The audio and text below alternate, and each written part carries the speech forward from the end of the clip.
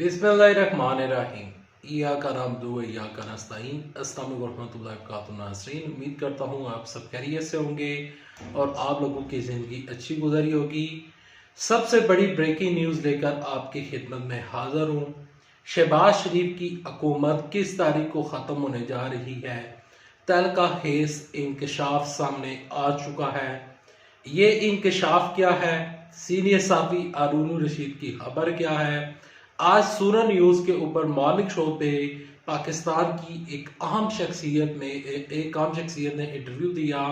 उस आम शख्सियत ने दौरान इंटरव्यू क्या कहा, आपके साथ आगे चलकर डिस्कस करूंगा। लेकिन उसको डिस्कस करने से पहले, आगे बढ़ने से पहले आप सबसे एक छोटी सी गुजारिश करूंगा कि इस वीडियो को लाइक कीजिएगा, चैनल को सब्सक्राइब कीजिएगा, साथ लगे नोटिफिकेशन बटन दबाइएगा ताकि जो आने वाले वीडियोस हैं आप उनको मिस ना कर सकें। सीनियर साफी हारून रशीद ने अपने ट्विटर अकाउंट के ऊपर कुछ ट्वीट्स किए हैं। उस ट्वीट में उन्होंने लिखा है, उन्होंने कहा है कि जितने भी सर्वे रिपोर्ट्स हैं, सर्वे रिपोर्ट्स के मुताबिक जब भी जैसे ही इलेक्शन होंगे, इमरान खान साहब 180 सीटें बाआसानी जीत जाएंगे। सीनियर साफी ने अपने कई प्रोग्राम्स में यह भी कहा है, इवन के वो जो व्लॉग करते हैं सोनो न्यूज़ के ऊपर, जो कुछ जितने भी उनके प्रोग्राम्स हैं उनको अगर देखें, अगर आप खुद भी जाकर देख सकते हैं, तो उसमें वो कहते हैं कि इमरान खान साहब 2/3 नहीं बल्कि 3/4 सीटें भी जीत सकता है। उन्होंने कहा है कि इमरान खान साहब की मकबूलियत का जो ग्राफ है वो बहुत हाई है। इमरान खान साहब बहुत मकबूल हो चुके हैं, जबकि जो दीगर जमातें हैं, पीडीएम में जितने भी लोग हैं, जरदारी खानदान है, शरीफ खानदान है, जितने भी लोग पीडीएम का हिस्सा है, 13-14 जमातें जो हैं, ये इमरान खान साहब का इलेक्शन में मुकाबला नहीं कर सकते। सीनियर साफी हारून रशीद कहते हैं कि अगर इलेक्शन हो जाते हैं तो इलेक्शन होने की सूरत में इन जमातों के पास टोटल कुल मिलाकर 140-150 सीटें जितना भी, ये इनके लिए अब मुश्किल हो चुका है, क्योंकि इमरान खान साहब का ग्राफ बहुत हाई हो चुका है। ये लोग इमरान खान साहब के मुकाबले में नहीं है। ये लोग सिर्फ और सिर्फ इक़्तिदार से जुड़े हुए बैठे हैं, कोलिशन से हुकूमत बनाई, तमाम तर चीजें की, लेकिन ये लोग इमरान खान साहब का मुकाबला नहीं कर सकते, ऐसा सीनियर साफी हारून रशीद का कहना है। सीनियर साफी हारून रशीद ने यह खबर ब्रेक की, और जैसा कि आप सब जानते हैं कि कल इमरान खान साहब ने लॉन्ग मार्च की कॉल दी। इमरान साहब ने कहा कि जुमा के दिन इमरान साहब लाहौर पहुंच चुके हैं, लाहौर में ही क्याम करेंगे और लाहौर से ही अपने लॉन्ग मार्च का आगाज करेंगे। लॉन्ग मार्च के आगाज से पहले राना सनाउल्लाह साहब ने एक स्टेटमेंट जारी की है। उस स्टेटमेंट में वो कहते हैं, दौरान प्रेस कॉन्फ्रेंस उन्होंने स्टेटमेंट दी थी, वो कहते हैं कि लॉन्ग मार्च अगर इमरान साहब ने कुछ भी ऐसा कुछ किया तो उनके खिलाफ हम एक्शन लेंगे, और एक्शन सख्त एक्शन होगा, कानून को तोड़ने की इजाजत नहीं दी जाएगी। लेकिन राना सनाउल्लाह साहब यहाँ पर रुके नहीं है। वो कहते हैं कि अगर लॉन्ग मार्च से, अगर इस तरह के जत्थे से हुकूमत गिराई गई और हुकूमत बनाई गई, तो 7 से 8 महीनों तक के लिए इमरान खान साहब तैयार रहे और हम फिर इमरान साहब के खिलाफ लॉन्ग मार्च करेंगे।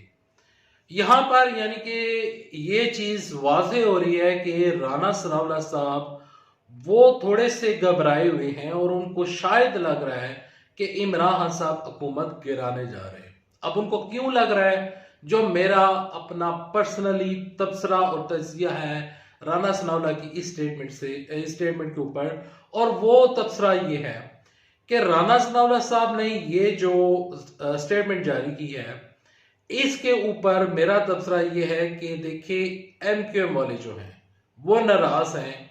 कहीं ना कहीं हुकूमत को शायद ये लग रहा है कि एमक्यूएम वाले हमारा साथ छोड़ जाएंगे। जियो न्यूज़ ने खबर दी थी पिछले दिनों में, कुछ डिफरेंट चैनल्स ने खबर ब्रेक की थी कि एमक्यूएम वाले जो हैं वो हुकूमती इत्तेहाद का हिस्सा नहीं रहेंगे। फवाद चौधरी ने, इमरान इस्माइल ने ये खबरें दी थी अब इन खबरों में कितनी सदाकत है ये उनको पता है, लेकिन ये खबरें आपके साथ में शेयर कर रहा हूँ। इन लोगों ने कहा था कि ये लोग हमारे साथ राब्ते में हैं और हुकूमत का ये हिस्सा नहीं बनेंगे। यहाँ पर आज पाकिस्तान की एक अहम शख्सियत जिनका नाम है शेख रशीद साहब, शेख रशीद साहब ने सुबह सोना न्यूज़ के ऊपर जो मॉर्निंग शो होता है, अब उनके होस्ट का नाम तो मुझे नहीं पता, एक लड़का और एक लड़की वहाँ पर प्रोग्राम करती हैं, मुझे अब उनका नाम ज़हन में नहीं है, उसके लिए मैं माफ़ी चाहता हूँ। तो उन्होंने लॉन्ग मार्च के ऊपर शेख रशीद साहब से उनका तबसरा तजिया लिया। तो शेख रशीद साहब कहते हैं कि 15 नवंबर, अगला जो महीना है 15 नवंबर, उससे पहले हुकूमत ख़त्म हो जाएगी।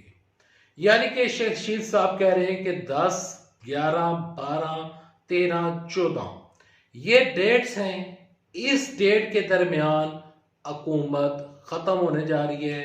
शेख रशीद साहब ऐसा कह रहे हैं।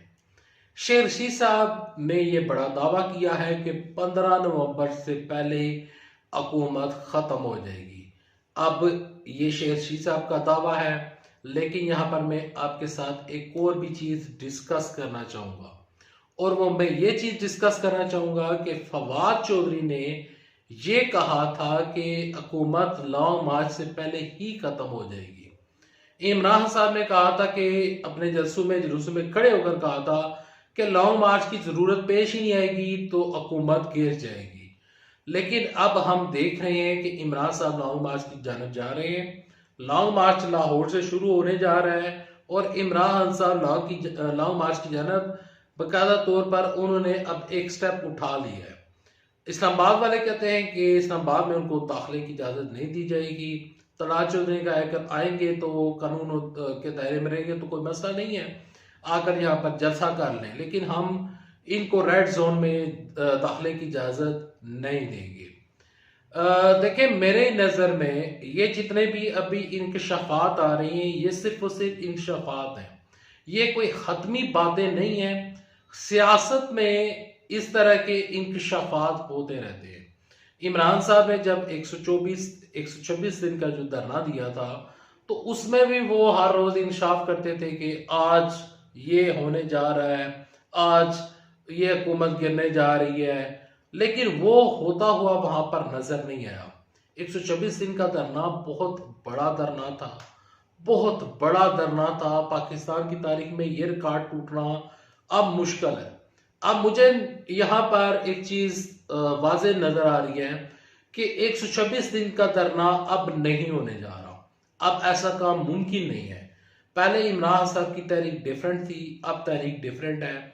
उस तारीख में और इस तारीख में बहुत ज्यादा जमीन आसमान का फर्क है। उस टाइम में इमरान साहब इक़्तिदार में नहीं थे, अब ये इक़्तिदार में पहले तो थे लेकिन अब इनको निकाल दिया गया है।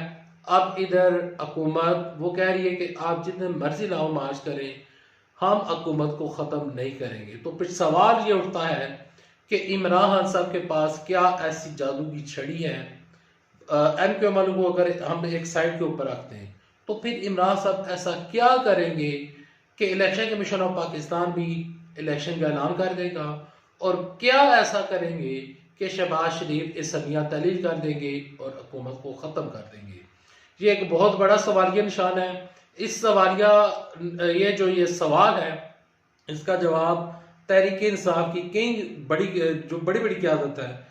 जब भी फवाद चौधरी या शाह महमूद कुरैशी या शेख रशीद साहब से पूछा जाए, आप कह रहे हैं कि 15 तारीख से पहले हुकूमत गिर जाएगी, लेकिन गिरेगी कैसे आप ये बताएं, तो वो वहां पर जवाब देने से कासर होते हैं।